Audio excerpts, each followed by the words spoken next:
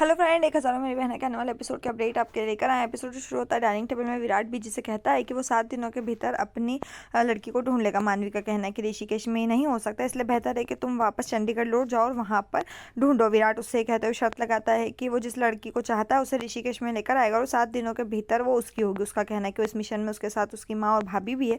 मानवी कहते हैं कि उसकी भाभी उसकी खुद की खून की बहन है और वो उसका साथ नहीं देगी। विराट कहता है तुम्हारा रिश्ता अब बस खत्म हो गया, मेरा भी ताजा ताजा है, तो भाभी मेरा साथ देगी। और वो दोनों जो है कंफ्यूज जीविका को एक दूसरे की ओर खींचने लगते हैं और उसे दोनों के बीच सैंडविच बना देते हैं। आखिरी में बड़ी बीजी भी विराट का साथ देती है और कहती कि मैं भी विराट के साथ हूँ।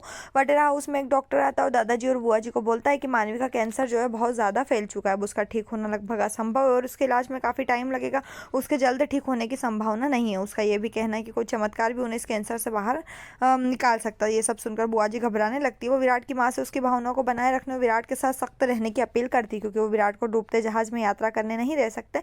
ऋषिकेश में रसोई में मानवी टेंशन में वो ऋषिकेश में विराट के प्रेजेंस के लिए जीविका को दोषी ठहराती। जीविका उसे विश्वास दिलाती कि वो कुछ करेगी और जल्दी विराट से छुटकारा पा लेगी। मानवी उसे 7 दिनों के भीतर छोड़ने के लिए कहती है। जीविका जो कुछ भी हो रहा है उससे पूरी तरह भ्रमित है। वीरेन के ऑफिस में दिखाते हैं कि एक नए इंसान को दिखाया जाता है। वीरेन अपने ऑफिस में किसी ऐसे इंसान का इंतजार कर रहा है जिससे इस अपॉइंटमेंट के लिए देर हो चुकी है। राजीव तलवार नाम का एक आदमी दिखाई देता है। वो वीरेन का ग्राहक है जो कि बहुत खुश मिजाज आदमी के रूप में दिखाया जाता है। जीविका अपनी मुलाकात के दौरान वीरेन को फोन करती है और उससे कहती है कि ये सब उसकी गलती है।